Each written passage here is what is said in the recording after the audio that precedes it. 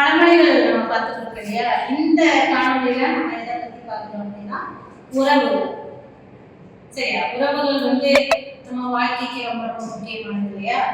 இதுல என்ன சொல்லுவாங்கன்னா, பெண் பிள்ளைகளுக்கு முதல் சொல்லுவாங்க, என்ன பழமொழி சொல்லுவாங்கன்னா, தாயை போல பிள்ளை நூலை போல சேலை அப்படின்னு சொல்லுவாங்க. அப்படின்னா என்னன்னா, ஒரு பொண்ணு ஏதாவது தப்பு பண்றா அப்படின்னா அந்த அம்மாவோட பரம்பரையே எடுத்துருவாங்க. அந்த அம்மா சரியில்லை, அவங்களோட முன்னோர்கள் சரியில்லை, அந்த மாதிரி எல்லாம் சொல்லுவாங்க.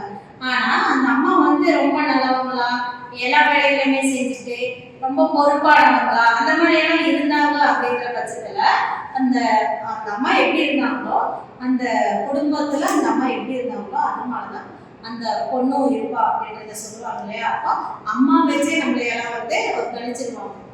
அம்மா எப்படியோ அப்படிதான் பொண்ணுங்களும் இருப்பாங்க, பசங்களும் அந்த மாதிரி தான் இருப்பாங்க. இருந்தாலும் பெண்களுக்கான பழமொழியா இதை சொல்லுவாங்க. அதுதான் தாயை போல பிள்ளை நூலை போல சேலை அப்படின்னு சொல்லுவாங்க.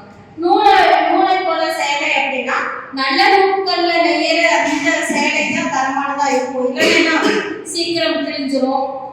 இந்த மாதிரி அப்ப தரமான நூலை வச்சு பயன்படுத்துற அந்த தறியில இருக்கிற அந்த சேலை மட்டுமே மிகவும் நல்லதா இருக்கும் அப்படிங்கிறத நம்ம தெரிஞ்சுக்கலாம். அடுத்து பார்த்தீங்கன்னா, ஆழ்நின்ற தலையை தானே ஊற்றணும். இதுவும் தான் அம்மா அப்பா என்ன பண்றாங்களோ அததான் பிள்ளைங்களும் செய்வாங்க.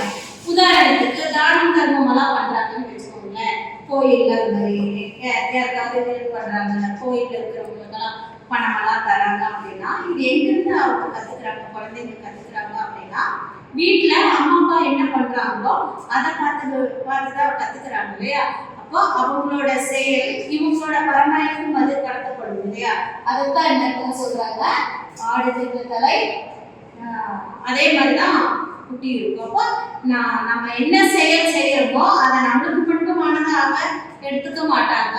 நம்ம முன்னோர்கள் நம்ம அம்மா அப்பாவுக்கு செஞ்சதை தான் நம்மளும் செய்யறோம் அப்படின்றத சொல்றாங்க. ஆக நீங்க யாராவது ஒரு தப்பு பண்றீங்க அப்படின்னா இது உங்களோட இந்த விஷயம் போறது இல்லை. இத பெற்றோரை ஒப்பிட்டு தான் பேசுவாங்க. அதனால கவனமா இருக்கும் எல்லா விஷயத்துலையுமே. சரிங்களா? அடுத்து பார்த்தா, ஆற்றிலே தலையை பார்த்தால் வீட்டிலே பெண்ணை பார்க்க வேண்டாம். ரொம்ப முக்கியமானது. எப்படின்னா, ஒரு திருமணத்துக்காக ஒரு பெண்ணை பார்க்க அந்த வீட்டுக்கு போறாங்க அப்படின்ற பட்சத்துல அந்த அம்மா நல்ல வேலை செய்யறாங்க அப்படின்னா ஆத்துல துணி துவைக்கலாம், ஏதாவது ஒரு வேலை செய்யலாம் வர வழியிலேயே. அப்போ அந்த பெண்ணை பார்க்க வரவங்க, அந்த வீட்டுக்காரங்க, அந்த ஆண் வீட்டுல இருந்து வரவங்க என்னன்னா, அந்த அம்மா நல்ல வேலை செய்யறாங்க அப்படின்னா அந்த பெண்ணுக்கும் அந்த வேலைகள் எல்லாம் கற்றுக் கொடுத்துருப்பாங்க. அந்த பெண் நம்ம வீட்டுல சோம்பேறியா இருக்கிறதுக்கு வாய்ப்புகள் இல்லை. அப்போ அம்மா நல்லா வேலை செய்யறாங்களா, அம்மா சொல்லி கொடுக்குறாங்களோ இல்லையோ, அம்மாவை பார்த்து அந்த பொண்ணும் நல்லா வேலையை கத்துக்கிட்டு வீட்டை திறமைசாலியா இந்த வீட்டை நிர்வகிப்பா அப்படிங்கறத இந்த பழமொழி உணர்வு. அடுத்தது பார்த்தோம்னா, எல்லாருமே சொல்லலாம், வேலை செய்யற இது பொறுத்து நேர்த்தியா அந்த பெண்கள் செய்யறாங்க அப்படின்னா அந்த அம்மா கிட்ட இருந்து எல்லாமே கத்துக்கிட்டது தான்.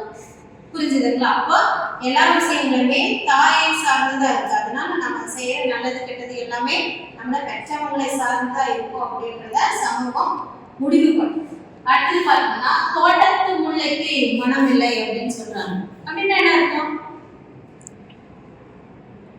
நம்ம சொத்தெல்லாம் இருக்கு இல்லையா, இந்த சொத்தெல்லாம் வெளியே போகாம இருக்கணும் அப்படின்றதுக்காக தான் பெரும் பெரும் பணக்காரர்கள் என்ன பண்றாங்க அப்படின்னா தன்னோட சொந்தக்காரங்க, நெருங்கின சொந்தக்காரங்களுக்கு தான் திருமணம் பண்ணி கொடுப்பாங்க. ஏன்னா இந்த சொத்து அடுத்தவங்களுக்கு அது போகாது அப்படின்றதுக்காக தான்.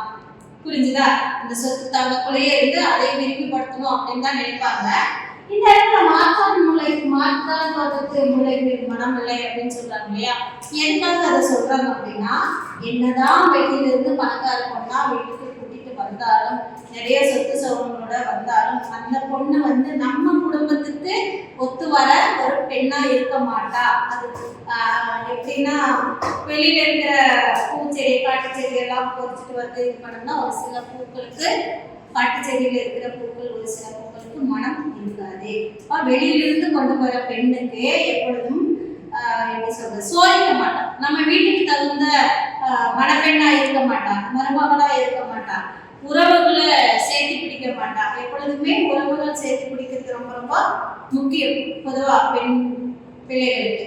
இந்த பழமொழிகள் அனைத்தும் பார்த்தோம்னா பெண்கள் சார்ந்ததா இருக்கப்ப பெண் பிள்ளைகள் அப்படின்றது பெண்களுக்கானது மட்டுமல்ல, தன்னை சார்ந்து வர பெண்களையும் நம்ம மதிக்க வேண்டும் அப்படிங்கிறது தான் இந்த பழமொழி உணர்வு. எனவே பெண்கள் கவனமா இருக்கணும். நம்ம செய்ய ஒவ்வொரு செயலும் நம்மளோட பெத்தவங்களுக்கு தாக்கும் அப்படிங்கிற மனசுல வச்சு எல்லா வரைக்கும் செய்யணும் அப்படின்றதா இந்த பழமொழிகள் உணர்வு. அடுத்த காணொலியில வேற.